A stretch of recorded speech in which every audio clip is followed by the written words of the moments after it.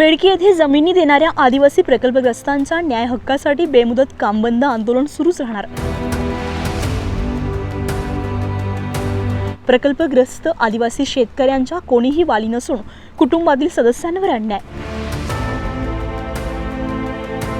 बेडकी सीमा तपासणी नाका येथे गेलेली 52 एकर जमिनी परत देण्याची शासनाला विनंती।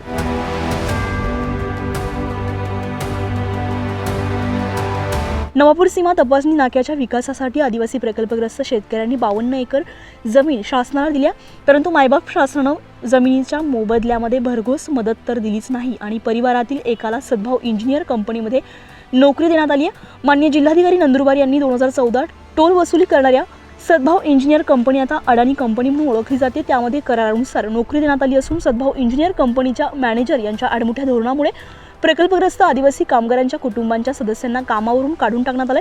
हीच गोष्ट प्रकल्पग्रस्त आदिवासी शेतकऱ्यांना खटकत असून सद्भाव इंजिनियर कंपनीच्या आडमुठ्या धोरणामुळे दिनांक 28 नोव्हेंबर 2024 पासून शासनाला जमीन देणारे आदिवासी प्रकल्पग्रस्त शेतकरी सद्भाव इंजिनियर कंपनीचे टीसी कर्मचारी, हाऊसकीपिंग कर्मचारी, सिक्युरिटी कर्मचारी बेमुदत कामबंद आंदोलन करत बेमुदत धरणे कामबंद आंदोलनामध्ये सहभागी झाले असून नवापूर पोलीस निरीक्षक शिवाजी बुधवंत, विसरवाडी सहाय्यक पोलीस निरीक्षक नरेंद्र साबळे, ॲडव्होकेट सत्यानंद गावित, कुश गावित, बेडकी गावचे सरपंच विनायक गावित, माजी सरपंच रामदादा गावित, सुमन गावित, माजी नगरसेवक राजेश गावित, माजी पंचायत समिती सभापती दिलीप गावित, गुरु, माजी सरपंच सूरज गावित आदींनी सद्भाव इंजिनियर कंपनी मॅनेजर यांच्याकडे निलंबित कर्मचारी यांना कामावर परत घेऊ कामबंद आंदोलक प्रकल्पग्रस्त आदिवासी शेतकरी यांना परावृत्त करावे अशी विनंती केली, परंतु सद्भाव इंजिनियर कंपनीच्या आडमुठ्या धोरणामुळे प्रकल्पग्रस्त आदिवासी शेतकरी आजपासून बेमुदत कामबंद आंदोलनामध्ये सहभागी झालेत। शासनाचा लाखो रुपयांच्या महसुलावर परिणाम झाल्यास सर्वस्वी जबाबदार सद्भाव इंजिनियर कंपनी राहणार असल्याचं एकंदरीत स्पष्ट झालंय।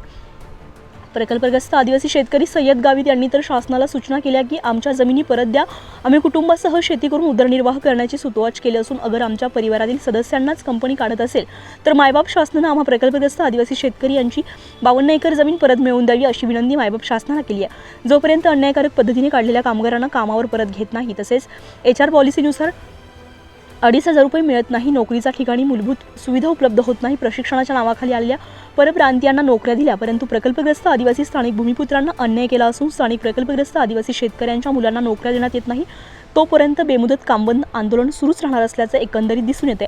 बेडकी सीमा तपासणी नाक्यावर बेमुदत कामबंद आंदोलन होणार असल्याची माहिती मिळताच पोलीस निरीक्षक शिवाय बुधवंत, विसरवाडी सहाय्यक पोलीस निरीक्षक नरेंद्र साबळे, बेडकी बीट पोलीस अंमलदार यांच्यासह सकाळीच पोहोचत बंदोबस्त ठेवला होता, तसेच सद्भाव इंजिनियर कंपनीची सिक्युरिटी कर्मचारी यांनीही बंदोबस्त ठेवला होता।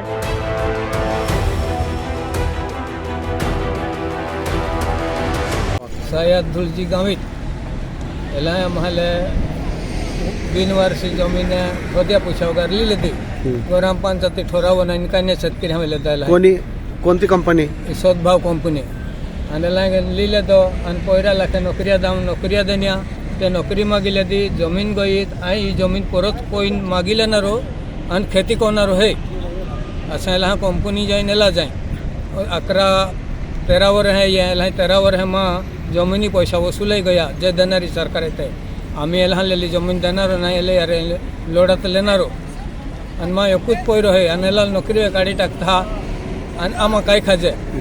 तो तुम्ही शेतकरी कोला एकर जमीन गया? 52 एकर जमीन है, टोटल 52 एकर, आम्ही 15 शेतकरी है। 15 शेतकरी हाँ